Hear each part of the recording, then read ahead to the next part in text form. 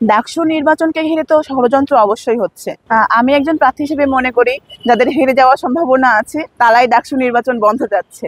তাদের একটি পক্ষ এসে ডাকসু নির্বাচন বানচাল করে, আরেকটি পক্ষ এসে আন্দোলন করে ডাকসুর জন্য। তো আমি যদি ভিপি নির্বাচিত হই, এই সমস্যাগুলোর আমি অবশ্যই সমাধান করতে চাই, যাতে শিক্ষার্থীরা আরো এগিয়ে যেতে পারে, দেশের প্রয়োজনে যেন আরো অবদান রাখতে পারে। তো দেখা যাচ্ছে শামসুন্নাহার হলে শিক্ষার্থীদের বিভিন্ন ধরনের সমস্যা রয়েছে। তো নির্দিষ্ট করে যদি বলতে চাই, তাহলে খাবার, আবাসন সংকট এগুলো নিয়ে প্রথমত কাজ করব। কারণ আমরা বিগত সময়ে দেখেছি যে দেশে যে কোনো কাজ করতে গেলে প্রশাসনকে চাপ দিতে হয়। চাপ দিলে কিন্তু সবকিছু সম্ভব হয়। এই যদি চাপটা যদি প্রয়োগ করা না হয়, বছরের পর বছর পার হয়ে গেলেও সেটা কিন্তু সম্ভব হয় না। তো আমরা যদি ভিপি নির্বাচিত হই, আমরা অবশ্যই প্রশাসনকে সেই চাপটা দেব।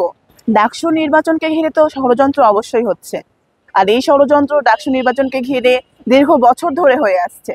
কারণ ক্ষমতাসীন কিংবা বিগত সময়ে আমরা দেখেছি ক্ষমতাসীন সরকার কিংবা আরো যারা ডাকসু নির্বাচনকে ভয় পেয়ে এসেছে। কারণ তারা ভয় পেয়ে এসেছে ছাত্র নেতৃত্বকে। ছাত্ররা যদি মানে নির্বাচিত হয়, তাদের প্রতিনিধি নির্বাচন করতে পারে, তাহলে দেখা যাচ্ছে তাদের এজেন্ডা বাস্তবায়ন করা সম্ভব হবে না। তো ছাত্ররা যেন যাতে মাথা চাড়া দিয়ে না উঠতে পারে, সেজন্য তারপর তারা বানচালের চেষ্টা করেছে। আর এই বছর যে ডাকসু নির্বাচনকে বানচাল করার চেষ্টা করা হচ্ছে, যারা চেষ্টা করছে তারা কিন্তু জিততে পারবে না। এই মানে পরাজিত হবে, এরকম একটি গোষ্ঠী কিন্তু বানচালের চেষ্টাটা করছে মূলত। আমি একজন প্রার্থী হিসেবে মনে করি যাদের হেরে যাওয়ার সম্ভাবনা আছে তারাই ডাকসু নির্বাচন বন্ধ যাচ্ছে। আর এখানে আমি শুধু বলবো না যে একটি বিশেষ দল, এখানে সেই দলের সাথে আরো কিছু ষড়যন্ত্রকারী গোষ্ঠী রয়েছে।